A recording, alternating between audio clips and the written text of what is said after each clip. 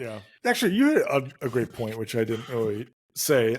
There were parts that I did like, and it was essentially the same things that you had mentioned, the transformation kind of moments, and I guess I wouldn't say it's like a spoiler, but like how they use sound, not just like when they cut the music off, but like certain things being very loud or getting louder. Yeah. Like footsteps and stuff as he's starting to change. Like I thought that was kind of cool. So there's some cool background stuff.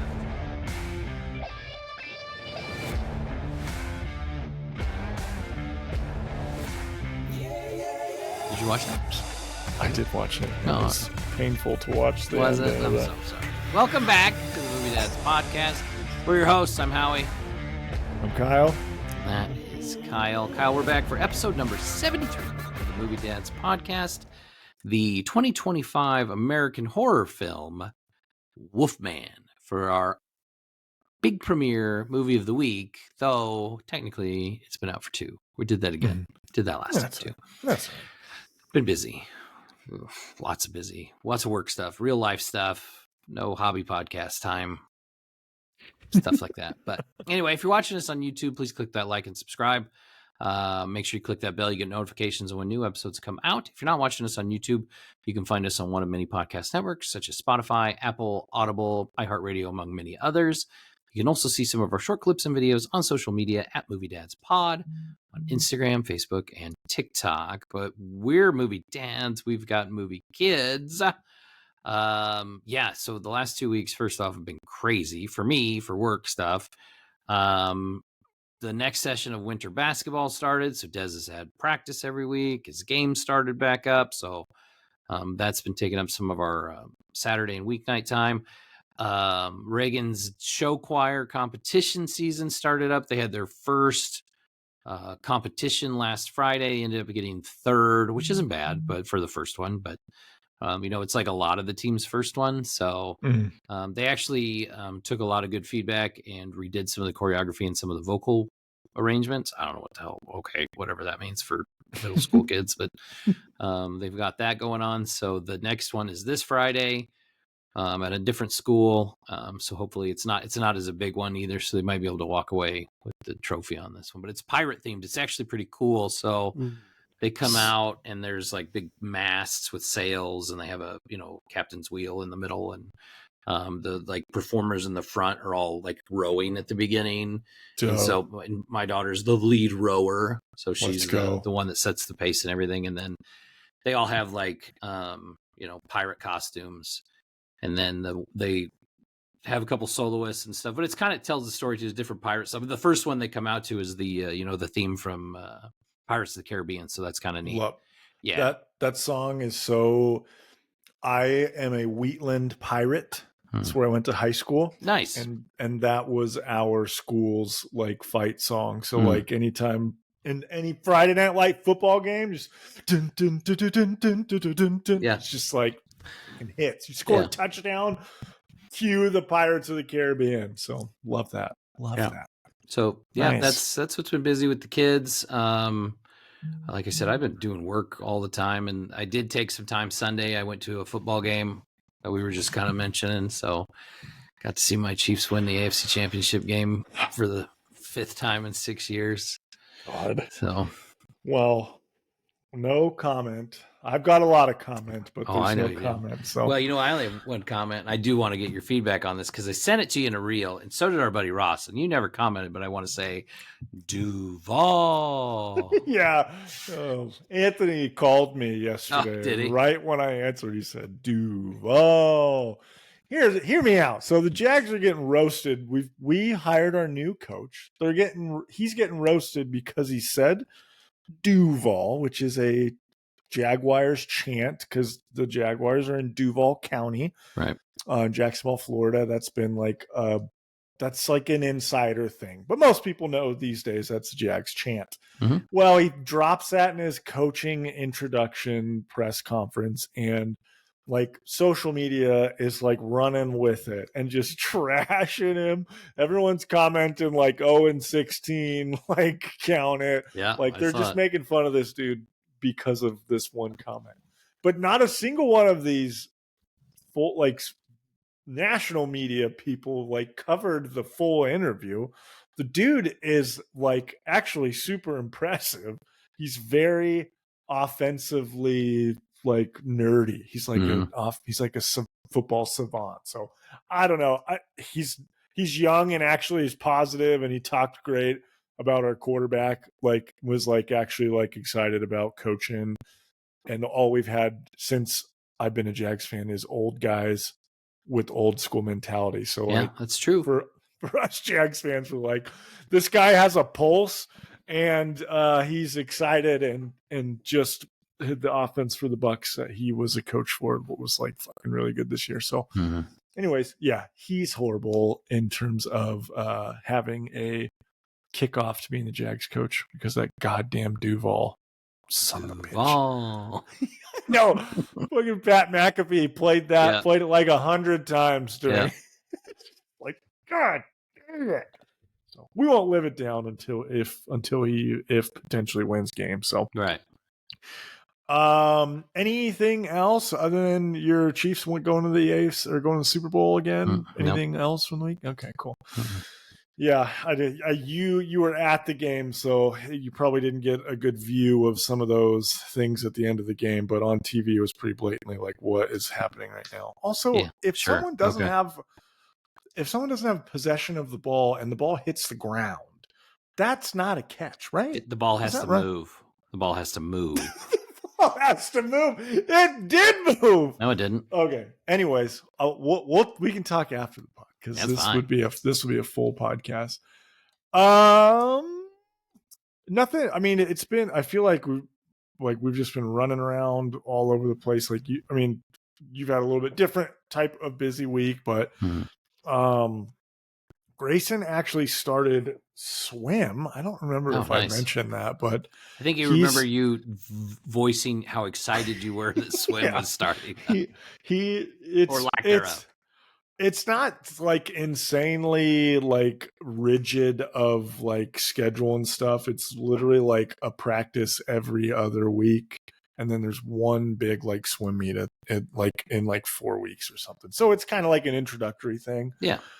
And he freaking loves it. So it's happy for him. If he's excited, if he's enjoying it, great. He's our fish in the family. So like in the summertime, it's like impossible to get him out of the pool. So it's great. He's having fun. I did try to convince him to wear the swim cap because I thought it would look funny, but he refused to do that. So but other than that, just been kind of nerding out, watching a lot of shows and movies. I'm trying to do a lot of introductory nerd stuff to my sons with different like franchises and things like that. So this last couple of weeks, I have been really leaning into Spider-Man. Not that they didn't know Spider-Man, but I had been doing a lot of Batman the Animated Series watch with them, and I switched it over to Spider-Man the Animated Series, and they're loving it. So, nice. Which is a perfect segue into our next segment because we're going to talk some Spider-Man. Let's jump into my most excited segment, part of the show, our 6 to Midnight. This is the part of the show that we talk about the things that get us up in the morning for nerd news. Like, what are we nerding out about this week? What movie news came out? What games are we playing? And just to stay on Spider-Man, we've got a brand new Spider-Man animated TV show that has released. There's 2 episodes out. It's called Friendly Neighborhood Spider-Man. And the animation is a little bit different. It's not like traditional like cartoon. It's not like the like Pixar type animation either. It's actually reminds me, I don't know if you ever saw this. There was an MTV Spider-Man like animated show that came out back in the 2000s that Neil Patrick Harris, I think, was the voice of Spider-Man. But like the animation, it's very stylized, I should say. It's kind of cell shaded. Cell shaded, yeah. That's a great one.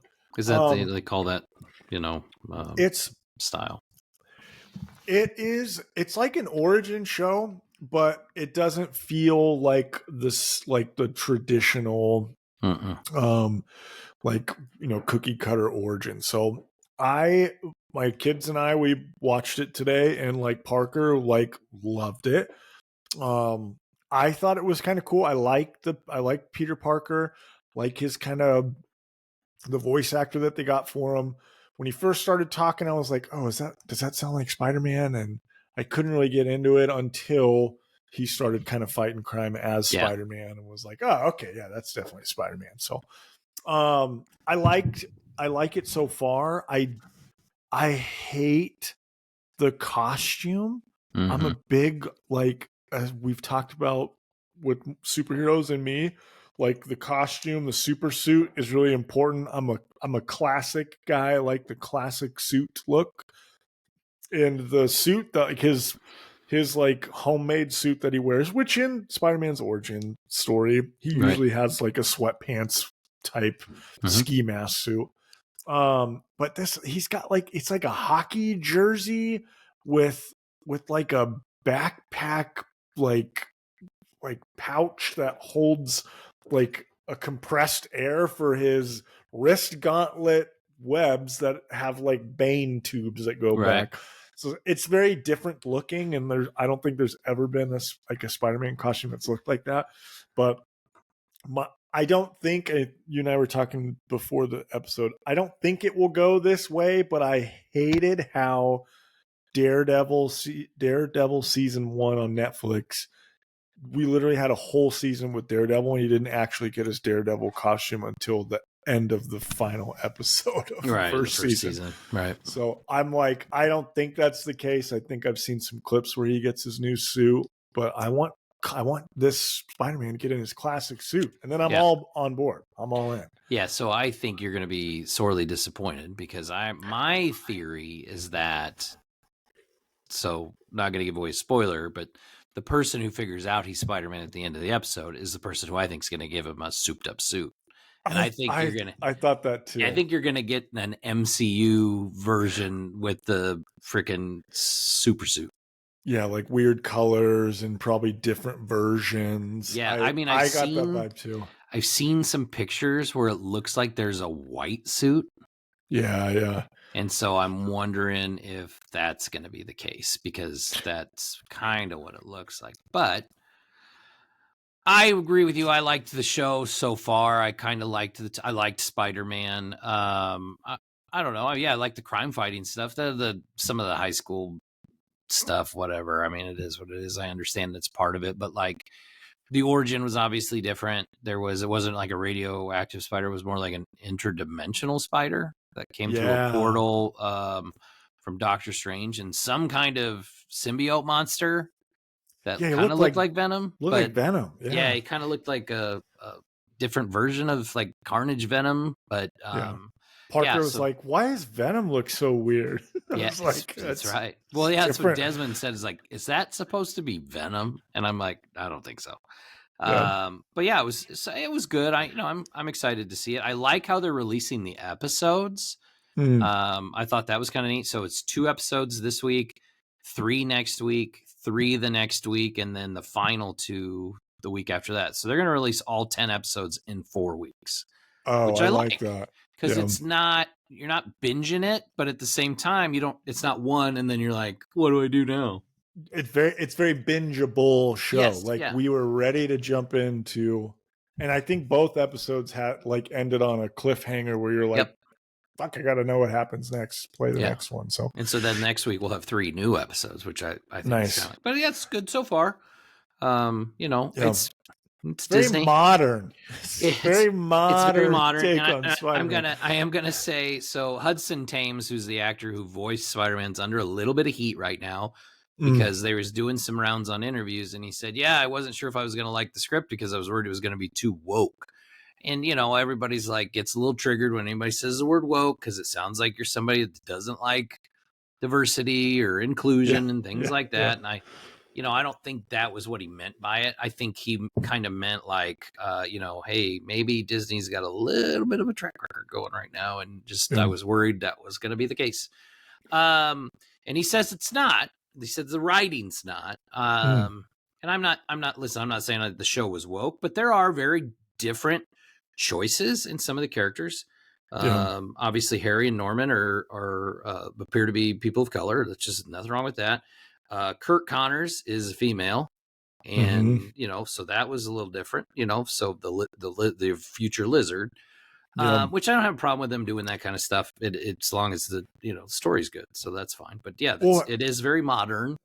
and they've gender swapped some of the, well, one in like Into the Spider-Verse, because it's a different universe, they had a female Doc Ock, Oh remember? yeah. But that actually has kind of trickled into, you probably don't watch this show, but we watched it in our house a lot because I've got littles. But it's like Little Spideys. It's a show where Peter Parker Spider-Man, Miles Morales Spider-Man, and Gwen Stacy Spider-Man, they all three are like best friends as like kids, and it's very small scale, but all of the bad guys are, all of the rogues galleries in it, and like Doc Ock is female in that. And I think there's another, I can't remember which one, but so like my son Parker, when I put on the Sam Raimi Spider-Man movie, Spider-Man 2 with Doc Ock this past week, he was like, why with the is goat Alfred Molina, freaking the greatest Spider-Man movie ever? He was like, why is that Doc Ock? Why is Doc Ock a guy? And I had to be like, come here, son. Let me teach you about the comic book world. So I don't have a problem with it if they make them look cool and if they do it cool. So something I think just people need to keep in mind, because there's always this like, why did you just make their color different? Why did you just gender swap them? Blah blah blah blah blah. When the Silver Age of comic books started in the early 60s, 90% of everybody was a white dude. And because of the times, and it was. So I mean, like, I get doing it. It's not a problem. I don't have a problem with it. It's okay. As long as the character is the character, that's all that matters, and that's what we're talking about with like Spider-Man. If he ends up with this tech suit right away, it's like, bleh. Just like with MCU Spider-Man, like that's not who Spider-Man is. Yeah, those are the things that I'm like, no, like don't give him the freaking Iron Man Spider-Man suit first. Like, Spider-Man's not Iron Man. Spider-Man's not Batman. Spider-Man's Spider-Man. He's a homemade costume he sewed himself. Like he doesn't need all that shit because he's got spider sense, and he's stronger than just about anybody. He pulls all of it. It's, if you know the character, quirky, witty, funny, one comment off. Like I want, like a quirky, like freaking shooting off at the mouth Spider-Man, which we got that vibe with him in some of in the action. So anyways, we've talked a lot about that. I'm enjoying it. I'm excited for the show to be out. There's a comic book that's out with it. I didn't know that until till the second issue came out. So I got two and I couldn't find one. So I'm kind of bummed about that. I'm going to try to find it, but I might have more than one copy. You bought, well, that's because you got to get all the different covers. Well, yeah, usually I don't know if I bought one of them. I don't remember if I bought one or two of that one. I might have another cover. I'll let you know. Well, if I really can't find it, then I'll ask. So it's interesting. There was like no DC comics that came out today, by the way. Yeah, I made my list and I was like, last week was there wasn't a whole lot either, but. Yeah, and it sounds like Diamond, we talked about Diamond Distribution, like basically filing for bankruptcy. Like shit's kind of hit the fan, even more so than what I think they thought was going to happen, which is interesting why they didn't expect it. But like, I think they're going to actually close before we know it. So yeah, we'll see what happens there. They told everybody on their call. They had a call, like a big mass call with like all the comic sellers and stuff. And they said, everything's going to be fine. Business is normal. It's just bankruptcy, blah, blah, blah. Bullshit. But we'll see what happens. But yeah. Well, there was other companies out, like Diamond had said like, oh no, we're still going to do this with them. And then that company was like, no, we're not. No, we're not. We're not talking with them and we're not doing that. So Liars. It'll get worse before it gets better, but as long as our comics find their way to their shelves and our homes, that's all that matters. So Yeah. Mm-hmm. No, it's good. What did you got? What I did was you just going to have? piggyback on that a little bit because just we talked about Spider-Man, but some of the voice actors in the new show are some of the people that play the real life characters. Like Kingpin's going to be in it, and it's going to be Vincent D'Onofrio's voice. Oh, sweet. Daredevil's in the new show, and Charlie Cox is the voice of Daredevil, which led me into one thing that I did want to talk about because this literally came out the day our last episode came out. Was the full trailer for Daredevil Born Again, which is the new Disney Plus sequel series to the original Netflix Daredevil. And boy, did that trailer kick some ass. Holy Dude, cow. yes. We were texting about it, and you were like, I wish this would have come out yesterday so we could have talked about it last night when we recorded because damn, it looks good. And it's totally graphic and violent, and like I am 100% on board. Yes, that Netflix Daredevil show was like the best Marvel show that for me, it was like I am all in on this and I want more of it. So I am pumped that they're folding him into the real deal and they're doing their updated version of it. So we finally got Vincent D'Onofrio like fully leaning into that Kingpin role. He's the mayor of New York City. Yeah, he's the mayor. Like there's some super comic book things with it. I'm excited for it. I think if you think about it, it's pretty wild. We're gonna have a universe of superheroes where Vincent D'Onofrio is the mayor of New York City and Harrison Ford is the president of the United States. Yeah, that's comic books make the world wild. Yeah. But yeah, anyway, so Daredevil looks good. I'm pretty excited about that. What was the next thing I had? Skeleton Crew wrapped up its first season. I don't know if there will be more to come. Don't know yet. But man, I really enjoyed it. I really enjoyed the show. It was great to watch with my kids. They both really enjoyed it. Very, had that, like we talked about, kind of did have that 80s Amblin, like Goonies vibe. It did. It was all about these kids and this globe-trotting adventure to all these different planets and trying to find their way back home. And it ended up being this pirate, and there was some double cross and, some cool adventures. But I really liked it. I liked the way the show ended. I think there's always a chance for another one, but you never know. There's this cool scene in the season finale where there's just all these X-Wings show up, and it's like, hell yeah. I was kind of hoping there's going to be a cameo or something, but I really liked it.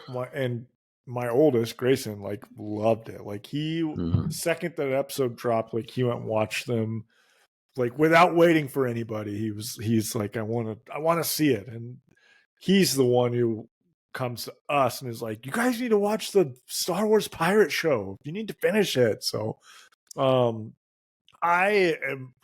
the show was great. I like it was fun.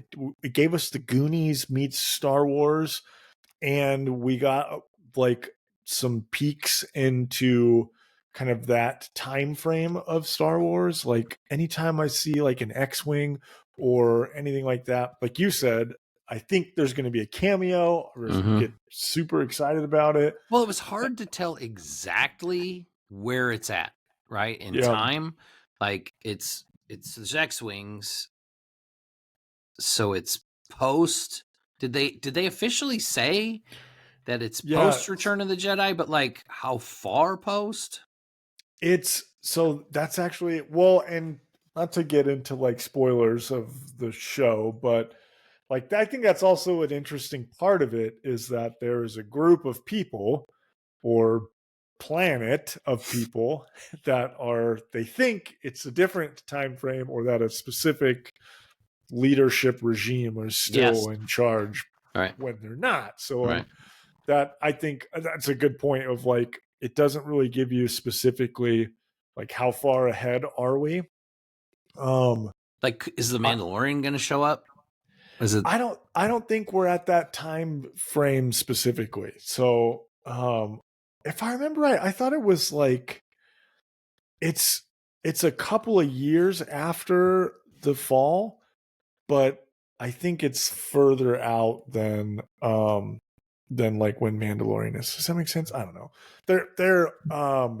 They did have some other little, like, I thought they did a cool job with the show. They put little like Easter eggs and things in that. We talked about that in the first episode. There was like a Easter egg of that really old TV show, Star Wars, like circus thing that they showed in the living room of one of the houses as a callback. The original Millennium Falcon design was used and put in whenever they're at the Pirate Bay, like the pirate hub. They're like Nassau of space. You can actually see like the original design of the Millennium Falcon, which wasn't like a circle; it was like elongated, giggity. So I thought things like that were really cool. I was hoping for like a cameo, like you said, kind of a la when Luke Skywalker showed up, where like everybody lost their minds the second he showed up in The Mandalorian. We didn't get it, but still a great show. I had fun. You should watch it, people. Go see it if you haven't. I mean, I don't know. Did you have anything else? I mean, there's a lot that's come out in the last 2 weeks, but I don't want to take up too much time. The really big thing. Rapid fire some things. Okay, I will. So, all right, we're obviously doing Wolfman this week. It was announced within the last week or so that Robert Eggers' next movie is going to be a werewolf movie. That's apparently going to release in Christmas of 2026. So that'll be fun. I'd like to see. I sent you a picture, and it was like this big werewolf with a giant mustache, bucking mustache. Yeah, Robert Eggers' werewolf, and so that's going to be. I think they said it was going to be like a 13th century kind of deal. So he likes them. Nice. He likes those period pieces. And then it was also announced that he is going to write and direct a sequel to Labyrinth. Yeah. Which is wild to me that they're not rebooting it. They're actually going to do a sequel, and he's going to do it. Robert Eggers, that did The Witch and The Lighthouse and The Northman and Nosferatu, is going to write and direct the sequel to a Jim Henson movie. Yeah, old Creature Shop. Fascinating. I don't know. I kind of like that they would do the sequel because, one, it gives him more freedom to write a story and not have to like, I'm just remaking, kind of like what Nosferatu was. But also it's like a nod to like that movie was freaking good, and I want to be able to tie on to that, like tie on to the lore instead of like we're just trying to redo it. So I think that'll be good. I like Robert David Eggers. Bowie's dead, so you have to have a new Goblin King. So I'm assuming it's going to be Willem Dafoe. The other couple other things. So a movie that we really enjoyed that came out, I think, in 2022, Barbarian. Oh, yeah. And I think we really enjoyed it because we didn't know what the hell it was about, and it was fucking crazy. The director of that, Zach Krager, is writing and directing a Resident Evil reboot, which is I'm excited about because I feel like we can get a proper Resident Evil movie with that on board. Because obviously, I like the first Resident Evil movie a lot. I didn't mind Apocalypse either. They just kept getting dumber and dumber and dumber. Yeah, after that, shit. But it was like I would love to see a proper Resident Evil movie. So that's supposed to be coming out. So that'll be neat. If it can capture the feel of the first Resident Evil game, like exactly live in that. Don't go anything past one. Well, did you see the most recent movie? What's it called? Like Resident Evil: Welcome to Raccoon City. Did you see that one? And it's they tried because it's it's like the first two movies happening, or the first two video games happening simultaneously. Like it's like there's the people in the mansion, and then there's the people in the police station in the city. And I gotta go watch it. But the execution wasn't good. That was my only issue with that movie. Like it was like, oh, I like what you tried to do. I think you tried too hard. Yeah. So it's worth a watch, but I would like to see them get a just do a Resident Evil vibe. Let's get the first one down. All right, last thing. Oscar nominations came out, which is obviously a big deal in the movie world because it's the top of the award show list, right? The Academy Awards is the big one. I do this every year. You've tried to do it the last couple of years too, where I want to watch every Best Picture nominee. There's anywhere between 5 and 10. I think last year there was 8 or 9. This year there are 10. Yeah, there's a lot. So, no particular alphabetical order. Nora, The Brutalist, A Complete Unknown, which is the Bob Dylan biopic, Conclave, Dune Part 2, Amelia Perez, I'm Still Here, which is actually a foreign film from Brazil, Nickel Boys, The Substance, which is a horror movie, and Wicked. So those are the 10 Best Picture nominations. Now, I try to always see all 10 of them.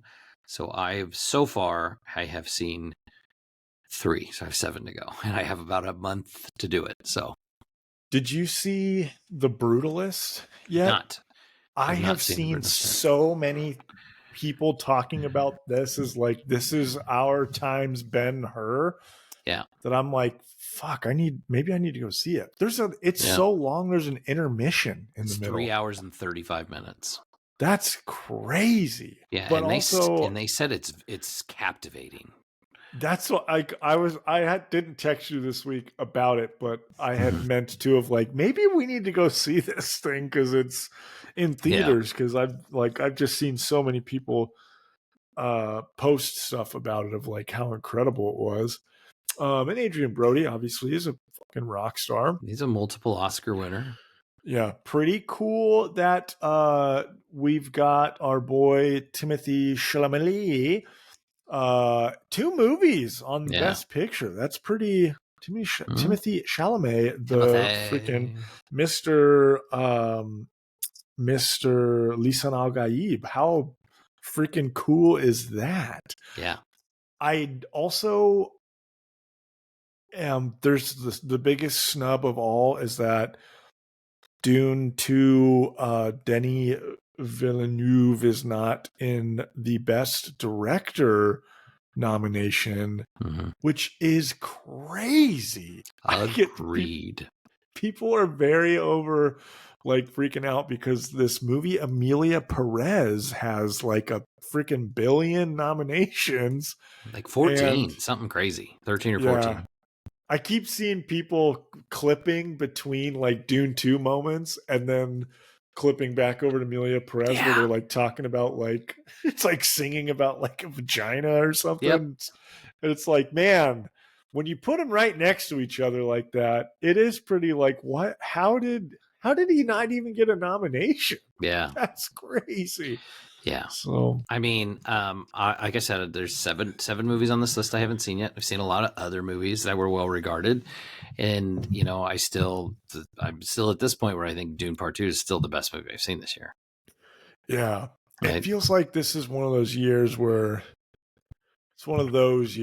like they're going for the snooty artistic movies that are just not my cup of tea. I saw an article, and I want to say it was in the Atlantic or something. It was a couple days ago that the article came out, but I saw it today, and it was like, are the Oscars now not for mainstream people? Are we gotten to the point where now they're not? Yeah, it feels like that this year at least. You know, because they're getting more into the foreign movies. Mm-hmm. That's becoming more common. They're getting into more of the art house fare. You know, listen. Like, did you see Poor Things? Did you watch that Emma Stone movie? Where she was like, no, I couldn't. It just looked too not my. It's just like, this looks so weird. I don't get it. I didn't get it. And I think I said that last year. I was like, I didn't get it. And I'm like, okay, like whatever, you know. And there's a couple of movies that you watch and you're like, I don't understand what the hell's going on here. Like, who would watch this? Why would people watch this movie? There are people out there that like some things that I don't understand. And they're, you know, I mean, listen, there's mainstream stuff and there's stuff I like that's not mainstream. But wow, there is some artsy fartsy shit out there that I'll never get. One of the worst movies I've ever seen, and I don't know if I've ever told you this, like one of the worst movies I've ever seen in my entire life is Monsters Ball. Have you seen that where Halle Berry won the Oscar? The movie's dog shit. Yes. It's a terrible movie. Yes. The performances are good, but the movie's terrible. Yeah. And like, it's this, no, it's terrible. It's garbage. It's just, the Oscars are so just, they're so strange. Mm-hmm. Like, there are sometimes we're like, yes, that totally deserved it, and thank God they did. Yeah. And then like this year, it just feels like there's something in the water this year. Like, they went on a technicality to not let Hans Zimmer's Dune 2 score be in that, and like then Denny's not in the director thing. It's like, are you guys trying to prove a point here? Yeah, what are you trying to do? Is that like punishment to like Warner Brothers for delaying Dune? I thought, okay, that's what I thought. Maybe I didn't text you, but that's what I was saying to Steph, was like, it seems like they're trying to be like, we see what you did. You tried to get away from Oppenheimer by jumping 1 year over, and we're not going to that's why I think like maybe Dune 2 is not going to win Best Picture. It won't. Because of that. So yeah, it's not crazy. It's wild. You think Wicked will win? I think Wicked will win. I don't think Wicked will win. Or the I don't Brutalist think so. win. I think Brutalist seems like it's up there. Like, it seems like it's a front runner, but there is a little bit of controversy with the Brutalist too, because it sounds like they used the AI for some stuff that pissed a lot of people off. I don't know. We shall see. Anyway, I'm not going to watch all of those, but I'll watch some of them, like the ones that seem interesting. If you get a chance, Conclave's on Peacock already. Dude, I saw some good. Abby and I watched that the other night, and like we're like halfway through the movie, and I looked at her and I'm like, "This movie's fantastic," and she goes, "This is amazing and captivating." Yeah. Like, you'd think a bunch of cardinals locked in a, sequestered, trying to pick a new pope. No, it's a political thriller, is what it is. Nice. Like, the politics between all these different popes, and like, I don't know, like, some of them are liberal and some of them are moderate and some of them are very conservative and want the old ways and things like that. And it's something else. And there's kind of a twist ending too. And it's like, okay, cool. And Ray Fiennes, I love Ray Fiennes. He's awesome. Yeah, he's freaking so sweet. Fucking good in that movie too. Like, Conclave's amazing. My mom was like, when she came and visited us a couple of weeks back or month ago, that's what she was one that was like, you have to watch this movie, Conclave. It's so good. Yeah. And then I've seen people post now. So to me, it sounds, and I think I've seen the trailer, it sounds and looks kind of like Da Vinci Code 2. Well, that's what that movie's kind of about. That had a big plot too. Same thing. Killing the Pope and stuff. That's not in this one's a little bit more realistic. It is. So. It's more about the popes just like infighting on trying to pick the right person for the job, and like the shady shit the cardinals do to each other to get like the upper hand, and it's wild. But okay, I'm watching that. And that's the kind of movie that I would normally think would be like an Oscar front runner, right? Like, that's the kind of movie where it's like, that's the front runner kind of deal, because that's the movie that Oscar people like, before they're getting into this like foreign language and artsy fartsy shit now that, Yeah. Or Amelia Perez, which I've not seen that. It's on Netflix. I'm going to watch it. So goofy. I'll let you know. If they're like easily available to watch, then I'll do it. But if it doesn't look interesting and it's only still in theaters, I'm not gonna do that. So yeah.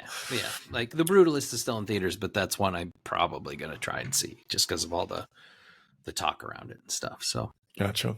All right. Well, I think that's good. That's 40 minutes in. I know we're doing all right though. Let's just get through it. So that takes us into our big premiere movie of the week, the 2025 American horror film Wolfman, which was a lower budget film that just came out 2 weeks ago. I have this thing with new releases in January is usually where either low budget movies go, or studios dump movies that they think aren't worth the shit. So that's usually what January is saved for. Because you get the big holiday films that are still making money and they're carrying over into the first of the year, the Avatars and the Spider-Mans, and Nosferatu's making a bunch of money because it's still going, and Mufasa's just killing the box office, right? Like that. Yeah. Nice. Oh yeah. Yeah. Nice. So anyway, Wolfman is directed by Lee Winnell, written by Winnell and Corbett Tuck. It stars Christopher Abbott as Blake Lovell, Julia Garner as his wife Charlotte, and Matilda Firth as their daughter Ginger, and Sam Yeager as his estranged father Grady. It was on a $25 million budget. It has made about $28 million to date in the first couple weeks, which isn't bad.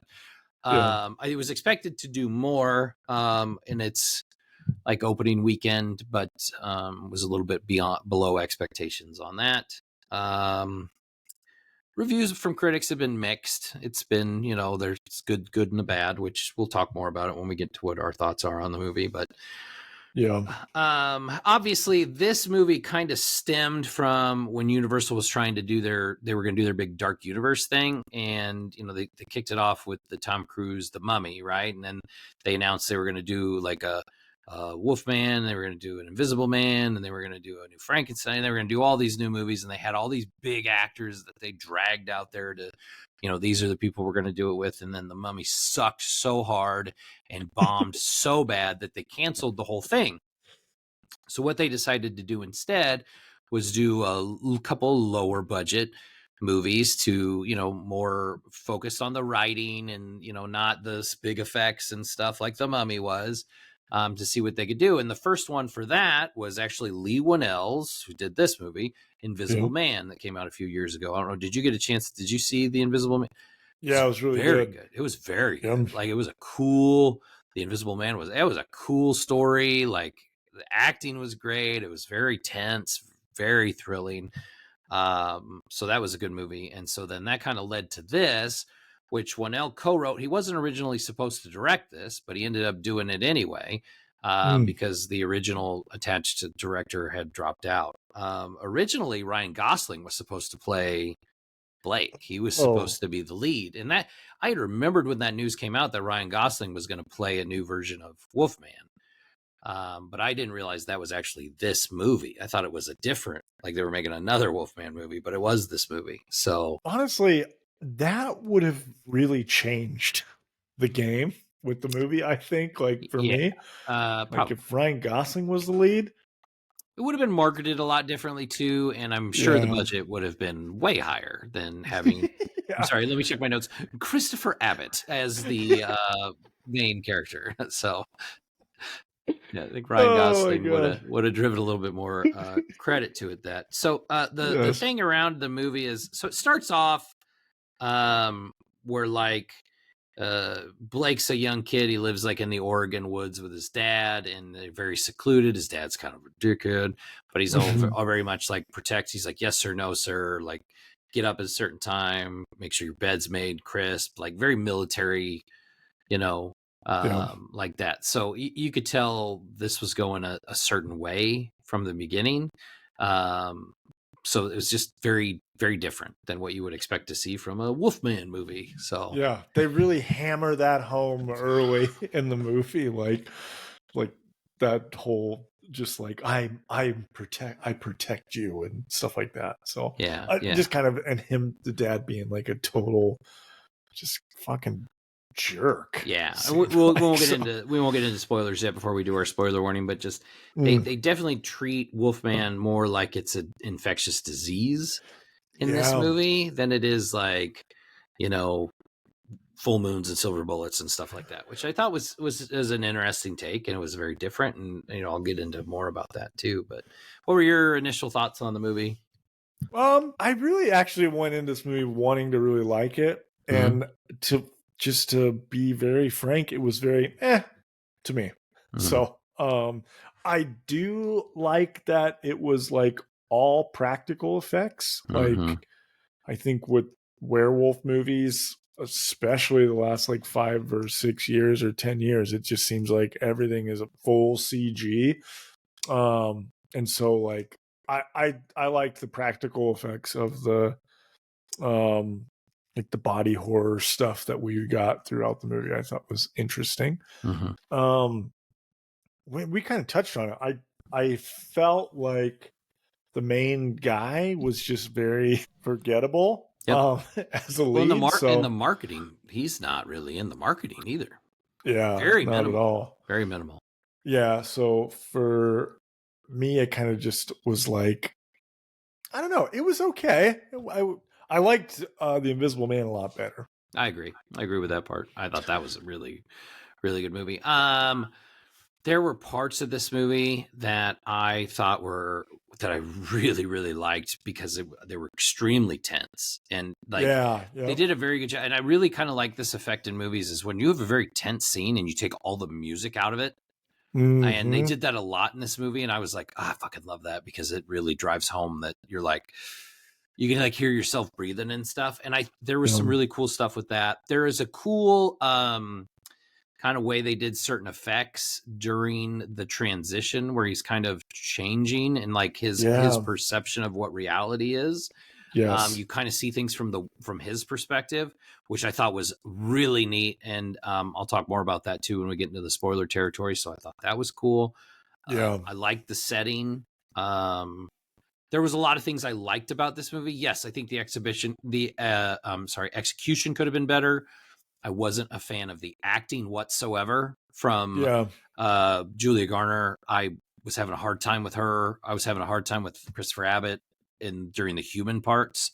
yeah, So yeah, there was a lot of things I had issues with. This is a movie where I would say yes. I think this is a good watch as a rental or when it's yeah, streaming. Like you don't need to go see this in the theater.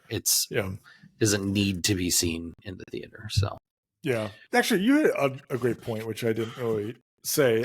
There were parts that I did like, and it was essentially the same things that you had mentioned, the transformation kind of moments, and I guess I wouldn't say it's like a spoiler, but like how they use sound, not just like when they cut the music off, but like certain things being very loud or getting yeah. louder, like footsteps and stuff as he's starting to change. Like I thought that was kind of cool. So There's some cool background stuff too, where like maybe it's very hard to see in a scene, but you'll see some movement in the background, and you're like, mhm. oh shit, I know what's about to happen. And so Yeah, some of that stuff was kind of neat. Yeah, no, I liked it. It was good, but yeah, like I don't think you need to go see it in the theater. So yeah. Wait till it's streaming. yeah. So with that being So said, we'll just spoiler warning. We'll get kind of into the details of the movie and then go from there. So if you don't want to hear it, get out, skip get forward. out. Um, yeah, I don't know if I would say it was meh. I thought it was good. I liked this movie. It wasn't great by any means, but there were a lot of cool things that I liked what they did with the Hmm. story. Maybe not the story. The acting really took me out of it. I don't know what it was. It was just like there were parts of the acting, especially like at the beginning where it was like, I'm not going to care about these people at all.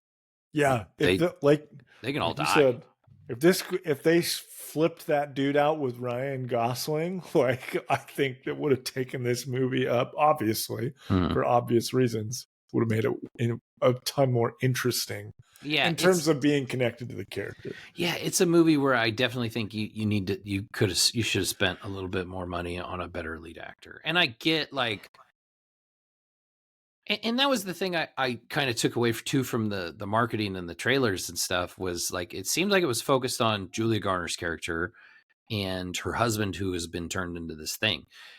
The movie's way more about him transitioning into the thing Hmm. than it is about him being the Wolfman, Being, right? yeah, Yeah, yeah, so he's human for a lot of the movie, or at least a human that's transforming, right? Like hmm. it kind of gave Fly vibes, right? Like Jeff Goldblum That's what I Fly was gonna vibes. say. Yes. Because like that movie's about him changing, like the Fly is, but it's the Jeff Goldblum Brundle character Hmm. changing into this thing that it is at the end, and that's what this movie kind of was. Like it's a Yes. body horror movie more than in a lot of ways. Like it's kind of gross where he's like ripping Yeah, off like parts of his teeth are arm and falling teeth are out falling. and Yeah, it's gnawing on his fucking skin and shit. yeah. Yeah, like Yeah, there's a lot more body horror and stuff into it too. And again, yeah, I think if you had a good charismatic actor, and listen, I'm not trying to Christopher Abbott might be a great actor someday, but nobody knows who the fuck Christopher Abbott is. So let like me check my notes. Christopher Christopher Abbott. Abbott. I don't know who he is. I don't know if I'd ever seen him in anything before. That's, it is. I'm going to look that up, but that's just kind of the vibe. It's just I didn't care enough about the people. Like the people that know Julia Garner are like, yeah, oh, she was that chick on Ozark that said, I don't know shit about fuck. That's her, right? Like, what does she say? If you're gonna have to kill me, you're gonna have to you're kill fucking kill me. So, oh, that's yeah. yeah. Go ahead. Let's jump into it. Oh, I was just say let's jump into the thing. Okay, so like I said, it starts off with him and his kid living with his dad. It's a kid and the dad. There's no mom. There's no other siblings. It's just them. They're in the woods in Oregon. Kid's got to get up. Everything's real neat, tight. Make your bed, get dressed. Yes, sir. No, sir. Breakfast. We're going hunting. We're 0700. Be ready. That kind of stuff. So him and his dad go out hunting. Gorgeous, right? Like the views of what's supposed to be Oregon. It was filmed in New Zealand, just so you know. New Zealand is Oregon. So maybe it's the same woods where Frodo had the ring. I don't know. But anyway, so like they're hunting and they see a deer, and then the kid like takes off to like go track the deer and get in front of it so he can kill it. And there's something else. The kid sees something that's very man shaped. And there's like a little word thing at the beginning that talks about like a hiker that got this like fever disease, and it changed him, and it gave him like, made him change into something they call it like a Native American saying that had something to do with Wolfman, right? Whatever, blah, blah, blah. Anyway, so they see this thing. The dad shows up. He's fucking pissed. He's yelling at the kid, and then they hear it. And he knows what it is, and so they go into this deer stand and they're hiding in it. Like you see the breath, like as it comes up the ladder, and you see the breath coming, and then it's behind him. And anyway, he ends up chasing it off, and they go back to the house, and he's like on his radio talking to his buddy, like, I found it. I'm going to go out after it. We're going to get it. Whatever this is, and blah blah blah. Fast forward years later. Christopher Abbott is an adult now. He's living in a big city. I don't know what city. I'm assuming it's like Seattle or something because they're in the Pacific Northwest. And I think it was like San Francisco. I didn't know if they'd ever said so.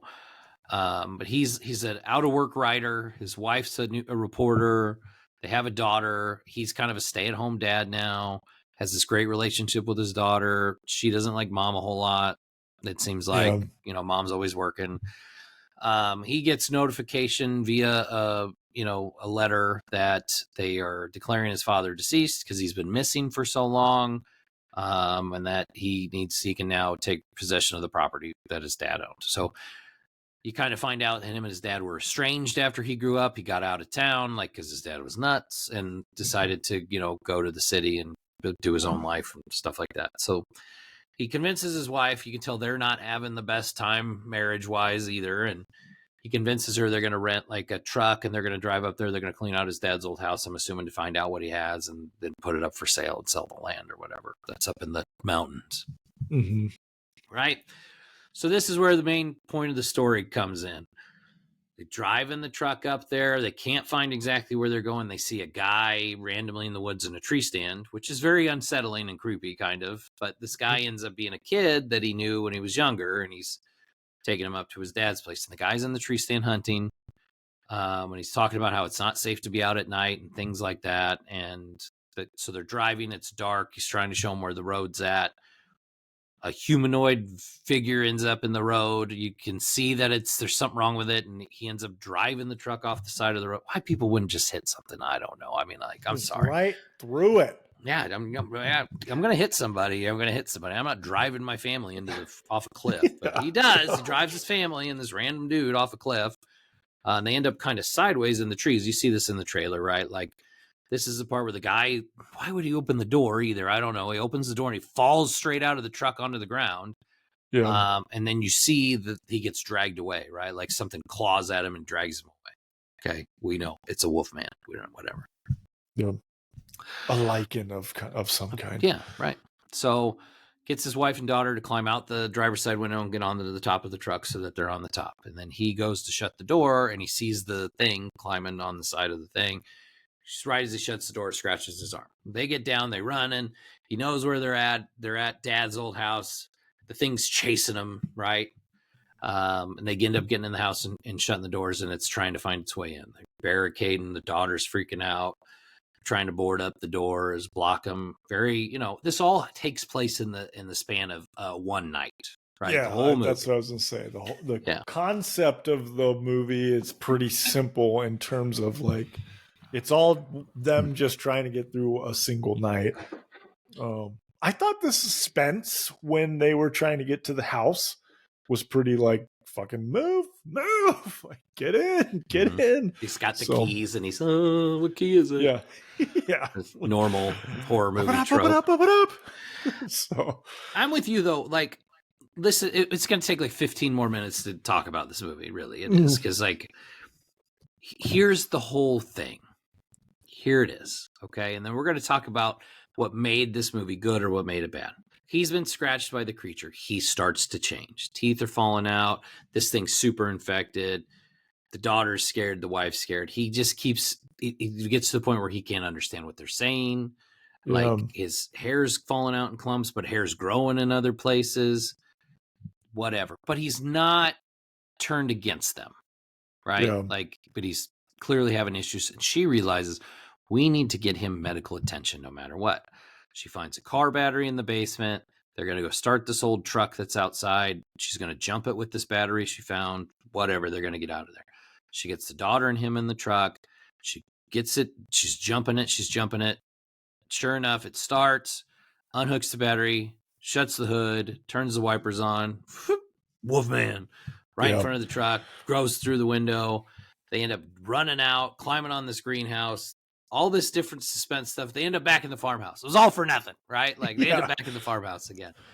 But this time, like the thing gets in the house, right? Mm-hmm. And so then the two Wolfmans, because he's changing, but he's now like becoming more animal, right? He's getting a little bit more feral. He let it away at one point so they could get back to the house, okay? Yeah. And then it ends up getting in anyway, right? Like, okay. Okay. But anyway, so they end up fighting. He ends up killing it, right? Like rips its throat out. Yeah. And of course, the biggest non-surprise ever, because I knew exactly who it was. This is Dad, right? Like, yep. Like immediately, I'm like, oh, it's probably his dad. You know, tattoo. Yeah. Oh, that's a tattoo we recognize. Yeah, you see his dad's tattoo, and like, oh my god, it's his father. Shocker. This is very obvious. That's what it was going to be, right? Like his dad's missing. Yeah, I was looking at anytime I see a new movie, I like immediately go listen to like 3 other people's reviews, and like people were just talking about like, man, the Invisible Man was such good writing, and this felt, and we were so excited for this director because he did so well at that. He thought this was going to be kick-ass. He's done some really good movies. Like he wrote the original Saw. He wrote Insidious. Like Lee Winnell he's made a name for himself in the horror industry.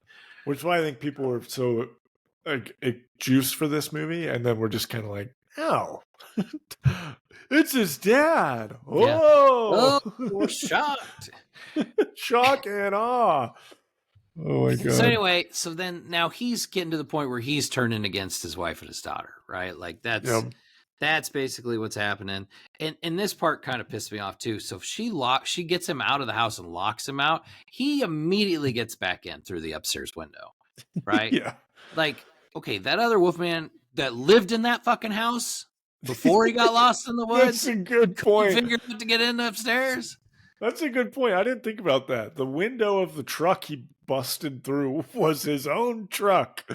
Oh man, that's you couldn't get in your own house, and then your son, who's been gone for 18 years or whatever, magically got back in 30 seconds. Well, I think the dad was way far gone feral-wise, while the that explains son it, wasn't. That explains why he couldn't figure out how to operate a window. The son hadn't quite lost his mind completely. His motor skills, maybe. All right. Anyway, so they end up running. He gets caught in a bear trap in the barn. They go to the barn. She catches him in a bear trap. He gnaws his own leg off, a la Saw, which I thought was funny. So then they're running into the woods. They're going back to where the moving truck is. He's chasing after him slowly because he's only got one leg. And anyway, so she finds the gun that the hunter had at the beginning. They go hide in the same tree. I'm assuming it's the same tree stand from the very beginning of the movie when he was a kid. Mm-hmm. And she ends up shooting him and killing him, right? Yeah. The end of the movie. It was the only thing. Even the daughter's like, you know what you have to do. You have to kill him because he's suffering anyway because he's turned into this thing and he doesn't want to be this thing. And which I thought was it was kind of like, oh, man, this was fucked up. But also, it was. But that's the gist of the movie. That's the gist of the movie. The things I want to talk about is like during the movie, during his transition into this, they did some really cool effects where you can see like the way he sees things, like this nocturnal kind of vision is changing where he sees things are a lot brighter. They kind of have like a very like bluish grayish tone about them, but everything's very illuminated, right? Like you would expect a nocturnal wolf or animal to be able to see. One of the cool things too is that they did like how he hears sound, right? Like when they're talking to him. And what they did is they took normal dialogue and then they layered it with backwards dialogue. So he's hearing things right and backwards at the same time, which is why he's not able to comprehend what they're saying. But the seeing things from his perspective, I thought was a really cool effect. Yeah. And how they showed it, because it was something I really you don't see that kind of stuff a lot, and I thought they did a really cool job of it. Yeah. And then the body horror, the gnawing the leg off, the ripping the throat out, the way this was like getting infected and he's chewing at it and stuff like that, the teeth falling out, the joints popping on the hands, and like I love that stuff. I thought that was really cool. Yeah, the body horror / like practical effects of this movie, I think, is like where it shines and where the people that like those types of movies are going to like this because of those. So I thought like that, like I said kind of earlier with the transformation, like as he's starting to turn into this thing, like his hearing, everything starts getting louder and louder. His footsteps start sounding heavier and louder. And we didn't talk about it. There's a part right where he's transitioning and he's hearing this loud noise from upstairs. Were you going to talk about that? Yeah. You can talk about it, but that's kind of what I was referring to is he hears hearing this pounding sound, and he's like going upstairs. He's trying to figure out, and he realizes it's coming from like this bedroom closet, and he's like freaked out because he thinks there's somebody in there, and he opens it, and it's this giant fucking spider crawling on the wall, and his sound is amplified so much he's hearing its furry ass legs like they sound like boom, boom, boom. And it's a pretty cool scene, actually. I like the way that they did it. That was pretty neat. That was like, for me, I thought that was like the coolest moment in the movie because you're like, what the fuck is like, what the hell is that? And it's loud as shit. And then when you realize, because I think that's like, it sets in for him, but it sets in for you of like, oh shit, he's starting to really, like, his senses are changing drastically. And like you had mentioned, the perspective of like them trying to put us in his shoes and showing us what how disorienting it was. Like, that's not typically what we get when we've seen werewolf movies. We've just like watched them like morph into something, but you don't see like them having panic of like, oh, I'm hearing things weird. As he was transforming into this, I like what they did with his voice too. Like every now and then there was like some growling, and they're like, it was almost like they dubbed his voice at some times when he was talking to his wife. It was just like, all right, he's turning into a monster here.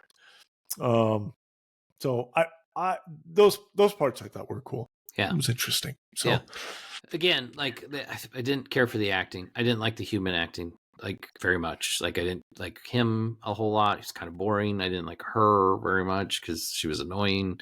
And the daughter it's a kid actor. It's take it or leave it, whatever. His acting as the Wolfman, I liked. I thought was very good. I thought he did a very good job during the transition and things like that. I liked that part. I liked the physical stuff. I thought he did a good job there. There's a couple really good, like I said, very tense moments where, you know, she's in the house and it's dark and like he's coming down the stairs and we can see him, but she can't, you know, and that's the part where he gets back in the house and that's kind of creepy.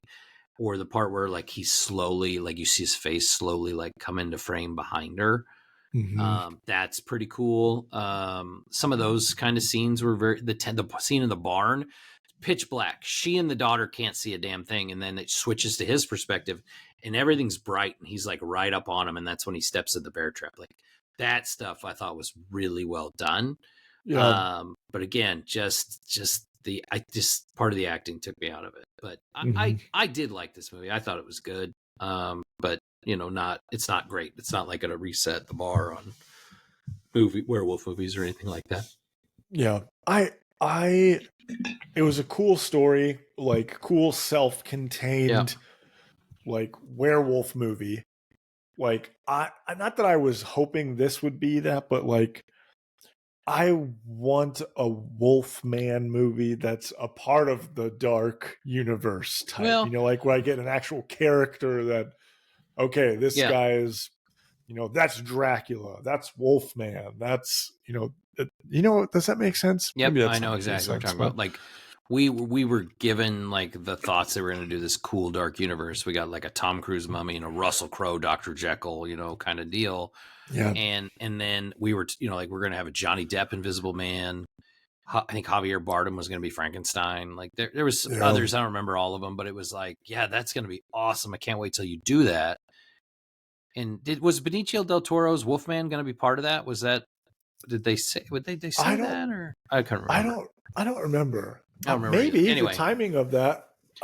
No, because that was an old timey movie. I don't know. Anyway, yes. And so then they kind of went to this lower budget, small scale thing, but it's not cohesive. It's not all together, right? Like, and that's like they're still releasing those movies. Like it was like they, you know, they had this idea that they were going to release those movies as a shared universe, but then said, nope, we're not doing that. But actually, we are still going to release the movie for all of those characters, but in their own individual, self-contained, not connected way. So, because we're still getting a Frankenstein movie coming out too. Well, we're getting a Guillermo del Toro. He's doing a Frankenstein movie. Yeah, that's what I mean. Like, so but there's like that's that. Not, there's nothing that's to not do connected. With this. Yeah, I know, but I'm just saying in general, like they still are giving us those characters with their own movie. Right.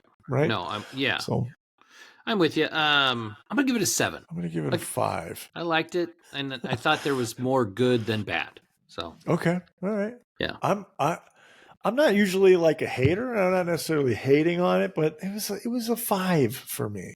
You know, I think we've seen some better movies recently. I agree. That were more interesting. So, do you think your score has anything to do with the way the expectations you had? That's a great question, and probably. Because I've had movies like that. You know, like when we saw Creator, I kind of shit on Creator because I had expectations it was going to be better.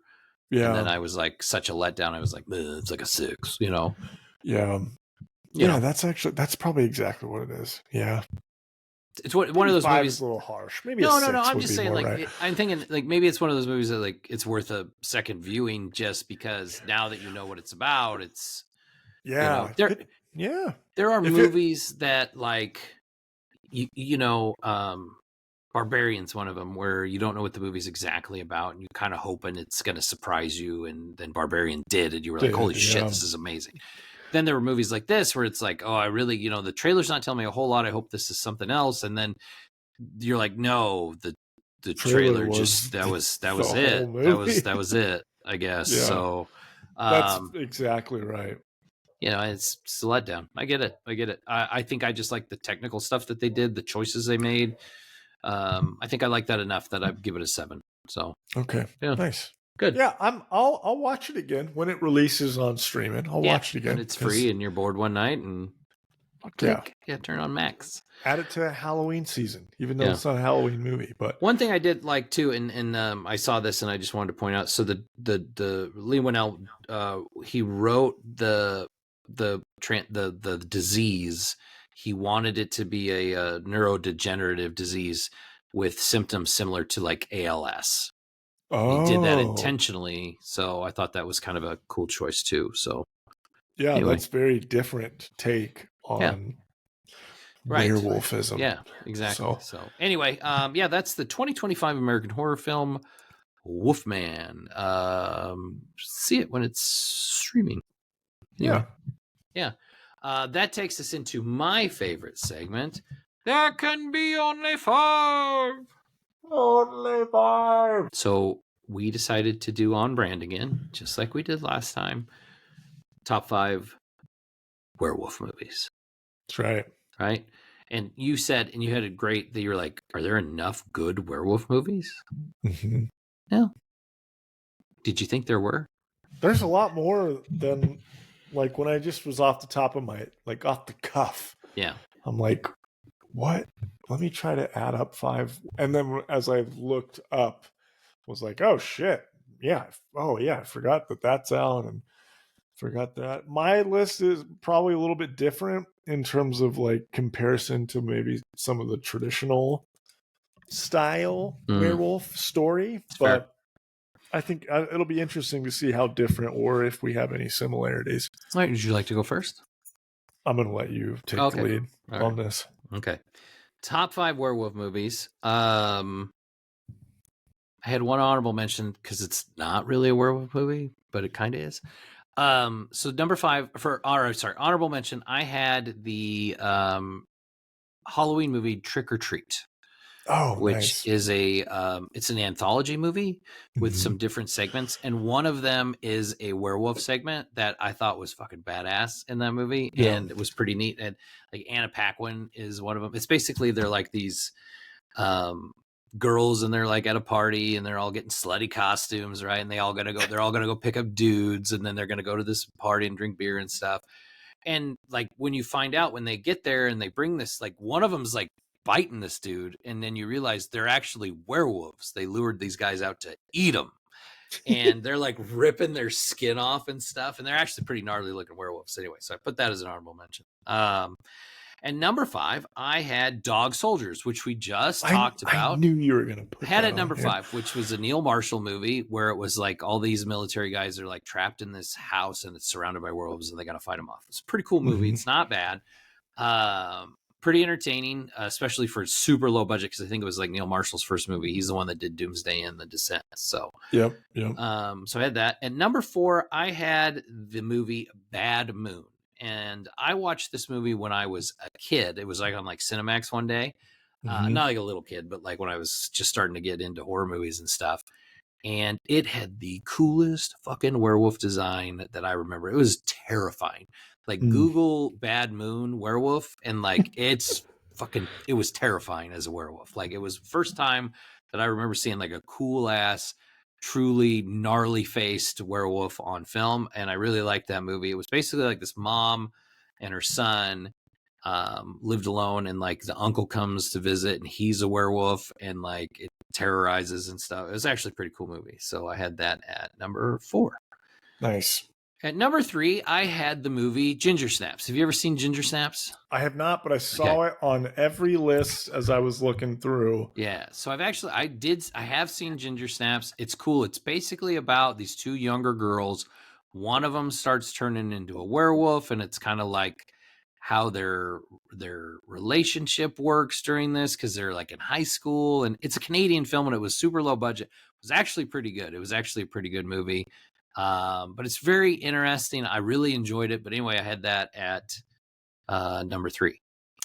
There was a lot of lists that had that in like other people's top 5. So yeah, I saw that too. And then number 2, I had The Howling, which is like the 1981 classic. There was 2 like 80s, 70s like classic werewolf movies. There was Howling and Wolfen were like the 2, like horror movies, right? Like everybody thinks about American Werewolf in London, but like Howling and Wolfen were like your real horror movies when it came to it. And Howling was the one that was like, it kind of had some funny parts, and I think it took place in like Central Park in New York City and like all these werewolf attacks and stuff. But so the Howling was the one that I really liked out of those and kind of gravitated towards. And they made like 6 Howling movies, and they just, it was like one of those horror franchises that just kept getting stupider and stupider. But anyway, and then at number 1, and I didn't see this on any lists when I looked at them whatsoever.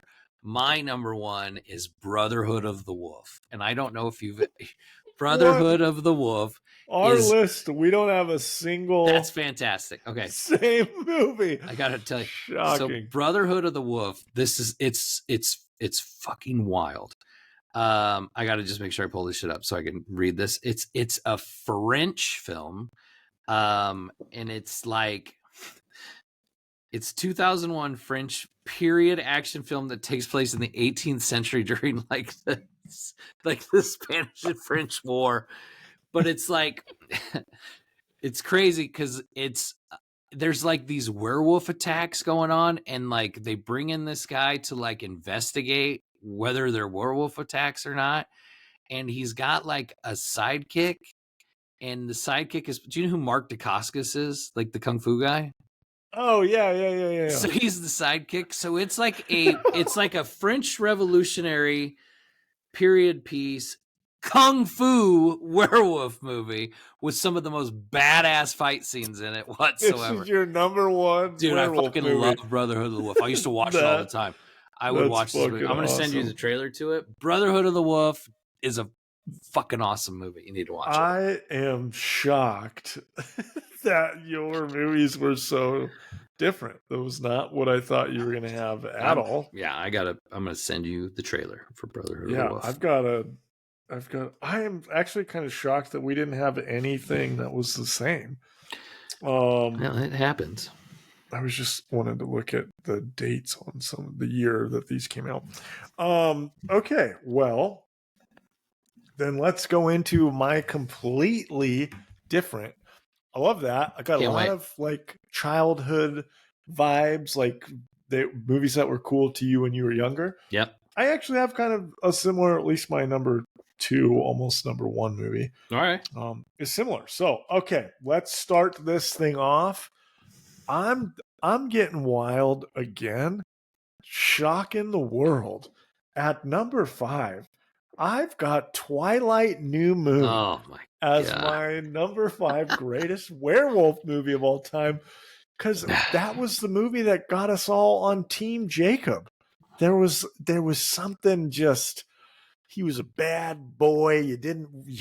Bella wasn't supposed to be with him, and he turns into this freaking epically badass werewolf. I thought those movies were great. I don't care. You did. I've got number 5, Twilight New Moon as my number 5 werewolf movie.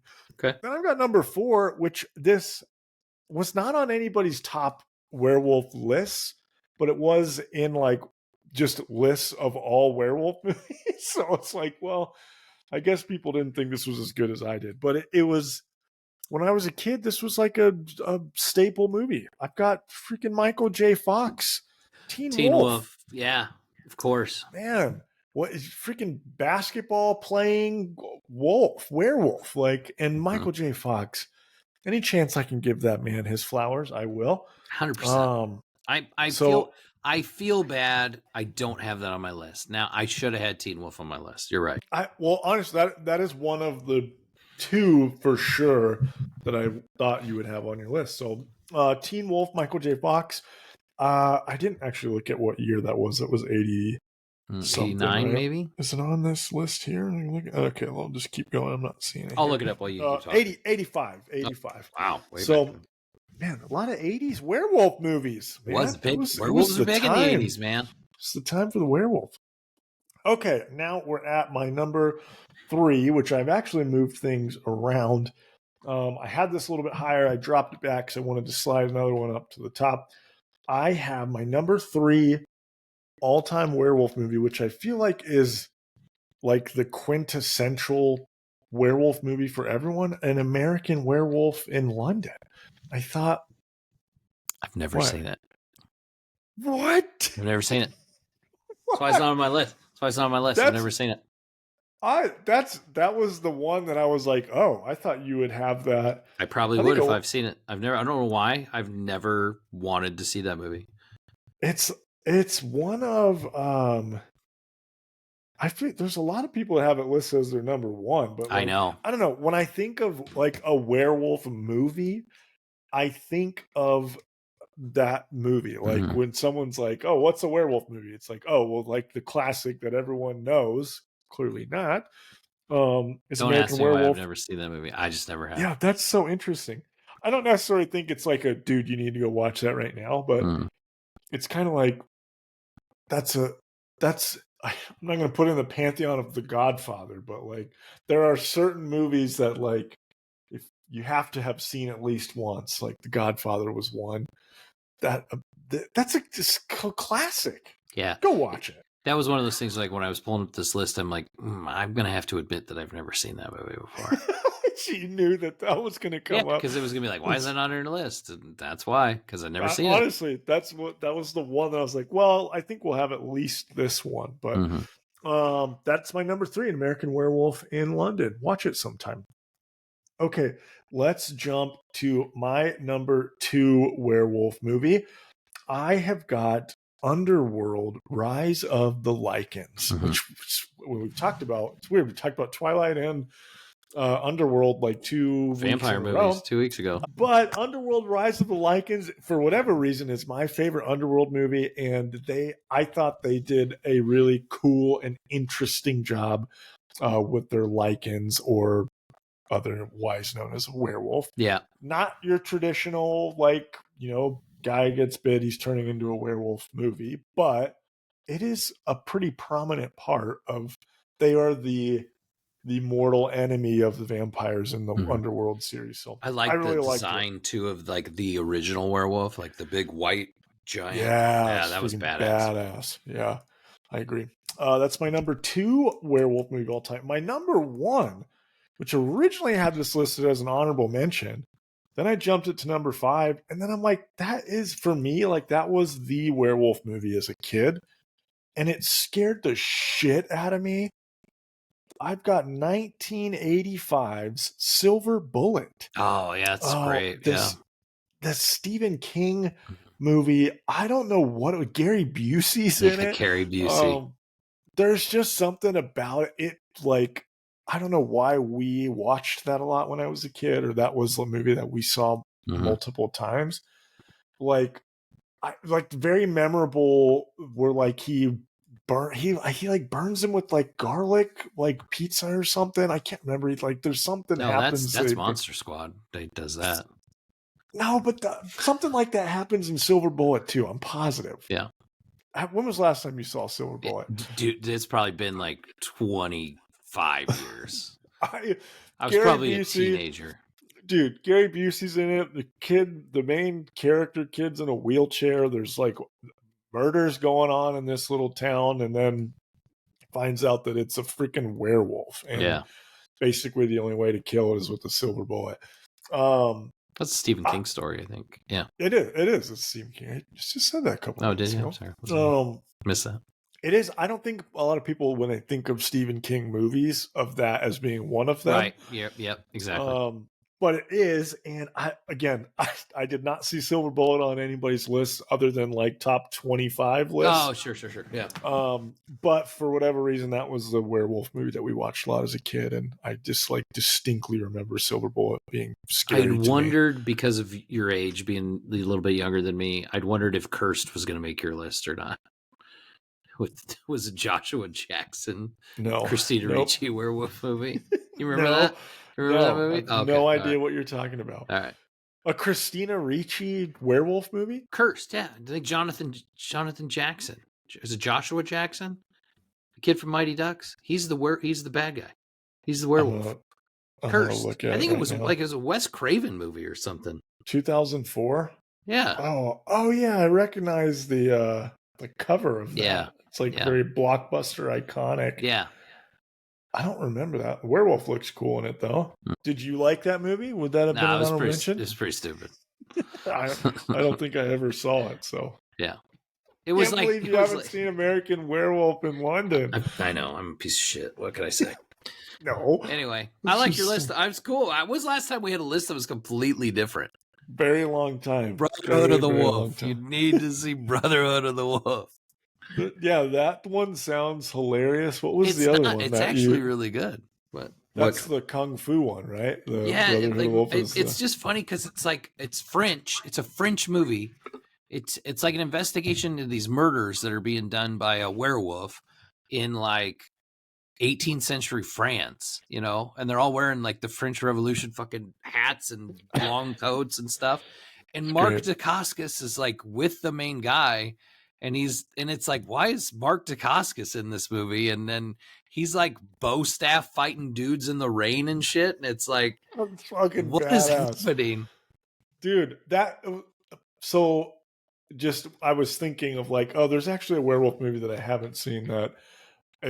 I haven't seen the Guillermo del Toro one or the one with is it Guillermo that did that one? Are you talking Who's about the the Benicio? Benicio del Yeah, Toro? where Yeah, him and Anthony Hopkins, Wolfman. yeah, I never saw that, and Oh that's yeah, a that was movie. good.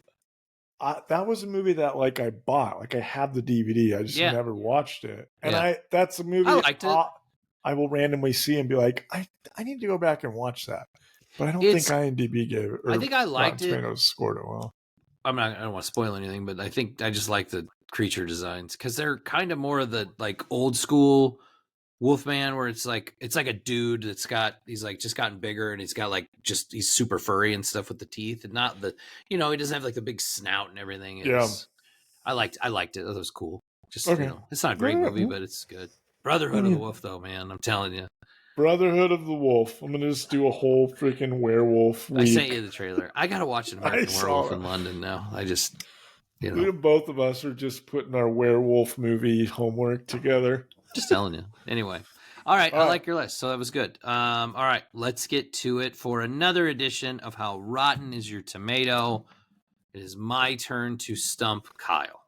Bring it on. Are you ready? Okay. I only did 4 sets this week because we've been running long lately. So I was kind of trying to crunch down on a little time. But I tried to kind of stay on brand best I could, with the limited amount of werewolf movies I've seen. So we're going to start out with the movie I had at number 2 on my list, the 1981 classic werewolf movie, The Howling, versus the other well-known 1981 werewolf movie that I've never seen, An American Werewolf in London. So that is... They came out the same year. I couldn't believe that when I was looking at this. I'm like, how did like the 2 most popular werewolf movies of all time come out in 1981? Like, talk about a hot year for werewolves. That's what I was thinking about. 1985, Teen Wolf and Silver Bullet both came out. The 80s. What are you gonna do? Hopping for werewolves movies. Yeah. I want to say that the American Werewolf in London because, like I said, when people talk about werewolf movies, that's immediately what they think of, or it's highly regarded, I guess. It's not 90. I'm going to say American Werewolf in London is higher. It's like an 88 or 87. And then the Howling. That's 73. Wow. You are good. Did you look these up? You were close. American Werewolf in London is higher at 89. Oh, that was right. And the Howling is a 74. God. You're off of both by 1. Oh shit. Okay, well. All right, you're starting I'd off say hot. I know my stuff, but I did not. I feel like I gave you a gimme with the first one, right? Like I gave you a little bit of a gimme with that one. Well, you were just assuming because you've never seen one of them, so this is true. It is, but it is highly touted for sure in the werewolf pantheon. All right. Wow, so I can't believe both of those I was close with. Right. Okay. So I went like we were talking about Barbarian a little bit in this episode because we were talking about what we wanted Wolfman to be. So I decided to go with this one's a little tricky because one of these movies isn't out yet. So I went with 2022's Barbarian. Okay. Versus the new movie from the creators of Barbarian that's about to come out, Companion, which it comes out this Friday. How the hell am I supposed to know? I've seen it. I know nobody's seen it, but Rotten that's why Tomato scores out. What do I think is yep. going to be higher or lower? Mhm. Shoot. What? Tell me which was. I know I've seen the trailer for Companion. Which? So Jack Quaid, where it's the gal and like you don't know what's going on, but she's got like her arm on fire at the dining room table, and then like she's like a love robot. Oh, okay. Yeah, you know what I'm talking about now. It's the gal that Yes, was in Heretic. I don't. Barbarian. I can't remember. I know like it was like a holy shit, everyone, you need to go see this movie, but I can't remember if like critics actually thought it was good. I think it was that good. I'm gonna say Barbarian is higher because I've seen it and that movie was like fucking awesome. I'm gonna give Barbarian an 85, and this new movie Companion, I'm assuming, is lower. I'm gonna give it a 75. I'm gonna Right. live So in I the did this 70s. one as a trick, obviously, because the movie's not out yet. But Barbarian is lower at a Oh, 92. oh shit! So it was highly regarded. Companion is out at a 94, and it comes out tomorrow. Oh, we got to see this I then. know. That's what I'm thinking. Like, That's if it's better than fucking Barbarian. if it's Barbarian that was good, fucking holy awesome. shit. Yeah, I think I got to see that now. So, anyway, we got to see Companion Dude, we now. got a whole list of movies that we've got to watch this I week. know. Jeez. Well, I kind of want to Okay, see all right. that new horror movie too, that Presence that's like from the perspective of the Oh yeah, ghost. That looks good too. Like, I've seen a lot. Well, I've seen the trailer for that a bunch, and I've seen like clips of people saying like this is such a cool yeah. idea. And the trailer doesn't show anything at Yeah, it all. doesn't give you anything. Mm-mm. Um, yeah, But yeah, I thought that gave me kind of vibes of like The Others, even though The Others is like totally different. But sure. just the thought of like, Yeah. it's still scary as shit, even though you're watching the ghosts. All right. I need to do I need a double feature day, to watch both or something, like a double theater Yeah, trip. scary movies where you're watching from the ghost perspective. Right. Okay, what's our next All one? right. We Here? got two more. All right. So I'm going with not werewolves, but I'm going with mummies. Okay. We're going to talk about Okay, mummies. Are you ready? love me the Mummy series. The 1999 Brendan Fraser Let's classic, fucking The go. Mummy, versus the highly touted sequel from 2001, The Mummy Returns. Oh, that's a great question because I love both of those movies. It is a travesty that the third one was a flop and lame and was not the same as the first two. I feel like the second Mummy Returns was just bigger because The Rock was in it. I watched WWF as a kid at that time frame, so that was a really big deal. Man, both of those movies are so good, but I'm gonna say The Mummy one is higher because it was like freaking brand new and just awesome and such a cool concept. It was a comedy action movie. Mummy is gonna be higher, and I know it's not rated this high, but I think it should be a 91. Oh, So I'm going to not give it even a close. 91. Yeah, it's like it's The Mummy is such a freaking good movie. I told you that I thought that Nosferatu looked like Benny from Yeah, The yeah, Mummy, right? yeah, yeah. This little You're right. twerp, like best friend, bad guy. And then I'm gonna have Mummy Returns just under that as an 89, lower. Well, you I were don't think. right in that The Mummy is Oh, okay. higher Let's go. at a 62. That's a travesty. That is that's blasphemous. And The Mummy Returns is a 46. 40? Did you like those movies? Oh, I love them. And I like the second one better, actually. I like the second one Yeah, I a thought lot. like I like as both, though. a kid or like in my younger days, the second one we watched way more. Like I said, because the Scorpion King was such a cool fucking thing. I was glad that they brought the Mummy, the same actor back, like same Mummy back for the second one. Yeah. Which I think the third one is probably like when they didn't bring back the same actress. That I Oh think yeah, killed the and whole you know, movie. I didn't like that, and then I didn't like that all of a sudden the kids like, you know, I mean, it's like they made the movie 7 years later, and the kid's like 30. Yeah, he's like a full grown Yeah, I didn't, adult, like a yeah, I didn't like kind that of at a all. Like he's 6 years old in this movie, and then like the movie we make 7 years later, he's like 30 years old.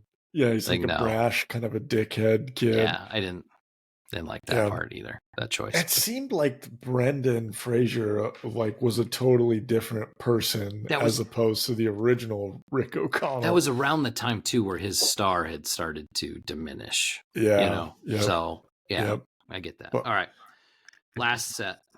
bring it on. Okay, we're gonna do some low scores here. You ready? Okay. I like how you prepped me early so I don't Yeah. give it a 90 or something. 2008, The Mummy, Tomb of the Dragon Emperor Oh, shit. Let's go.